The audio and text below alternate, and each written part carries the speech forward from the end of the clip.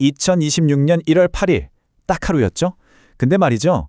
이날 나온 뉴스들을 보면 꼭 다른 세상 이야기 같아요.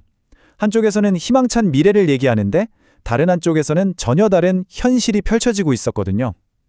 오늘 이 완전히 다른 두 가지 이야기를 따라가 보면서 지금 우리가 사는 세상이 얼마나 복잡한지 한번 들여다보겠습니다. 자, 그럼 먼저 희망찬 쪽부터 시작해볼까요? 1월 8일 아침에 딱 발표된 우리나라가 앞으로 나아갈 길, 그러니까 진보와 혁신에 대한 비전입니다. 하지만 바로 그 똑같은 시간에 말이죠. 다른 곳에서는 훨씬 더 복잡하고 어떻게 보면 좀 혼란스러운 바로 오늘의 현실을 보여주는 이야기들이 터져나오고 있었어요.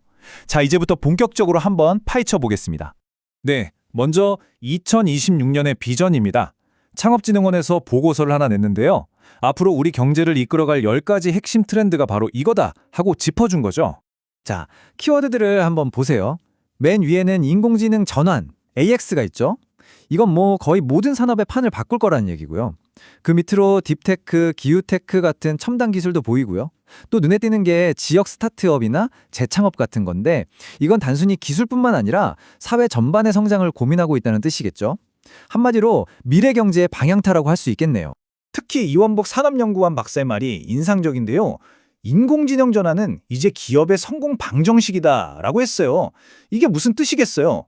이제 AI는 그냥 좀 편리한 도구가 아니라는 거예요. 이걸 쓰냐 안 쓰냐가 아니라 어떻게 쓰느냐가 기업의 생존을 가르는 말 그대로 핵심 엔진이 됐다는 거죠. 이건 거의 모든 전문가들이 동의하는 부분이었습니다. 네, 이렇게 기술이 만들어갈 더 나은 미래, 참 멋진 비전이죠. 그런데 말입니다. 만약에 바로 그 기술이, 그 혁신이 우리의 현실에 아주 어두운 그림자를 드리우고 있다면 어떨까요? 이야기가 완전히 달라지겠죠? 자, 그래서 이제 1월 8일의 또 다른 현실, 바로 거대 기술 기업의 그림자에 대한 이야기로 넘어가 보겠습니다. 주인공은 바로 쿠팡입니다. 이날 하루 동안 쿠팡을 둘러싸고 터져나온 의혹들이 정말 만만치 않았습니다. 입점 상인들한테 고금리 대출을 해줬다는, 거의 사채업에 가깝다는 의혹부터 시작해서요.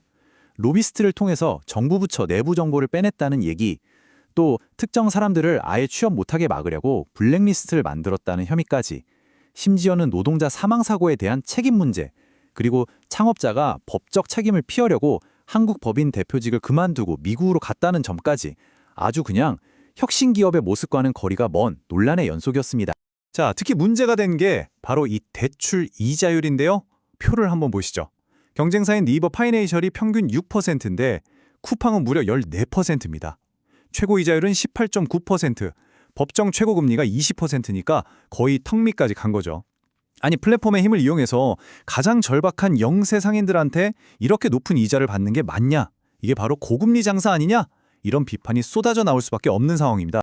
그리고 이런 논란 뒤에는 항상 사람이 있습니다. 과로로 숨진 고 장덕준 씨 어머님의 절규죠. 제발 김범석 좀 잡아주세요. 이 한마디에 얼마나 많은 아픔과 분노가 담겨 있을까요? 회사의 창업자는 바다 건너 미국에 있는데 남겨진 가족들은 이렇게 한국에서 계속해서 책임을 외치고 있는 겁니다. 자, 보세요. 한쪽에서는 기술의 미래를 이야기하고 다른 한쪽에서는 그 기술 기업의 그림자를 이야기했죠. 그런데 같은 날 또 다른 싸움이 벌어지고 있었습니다. 이번에는 미래가 아니라 아주 오래된 과거와의 싸움이었어요. 바로 국군 방첩사령부, 줄여서 방첩사 문제입니다. 여기가 어떤 곳이냐면요. 군의 핵심 정보기관인데 사실 그 전신은 보안사 시절부터 악명이 높았죠. 군사 쿠데타의 중심에 있었고 정치에 개입하고 민간인을 사찰하는 등 수십 년 동안 논란의 한가운데 서 있던 조직입니다. 그 역사를 보면 정말 파란만장합니다. 1977년에 보안사로 시작해서 2년 뒤인 79년에는 사령관이었던 전두환 씨가 바로 이 조직을 이용해서 쿠데타를 일으켰죠.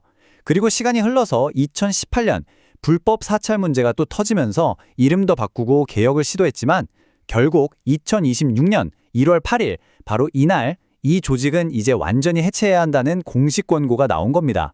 창설된 지 거의 50년 만의 일이죠. 왜 해체까지 해야 하냐?